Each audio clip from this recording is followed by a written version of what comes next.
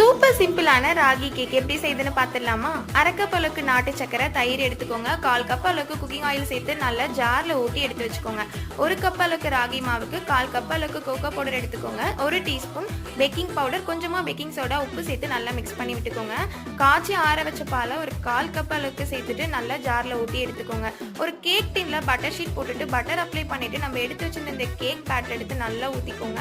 அதில் உங்களுக்கு பிடிச்ச நட்ஸ் எது வேணா நீங்க போட்டுக்கலாம். நான் டூட்டி ஃப்ரூட்டியும் செரியும் போட்டிருக்கேன். ஸோ நல்லா போட்டுட்டு டேப் பண்ணிக்கோங்க.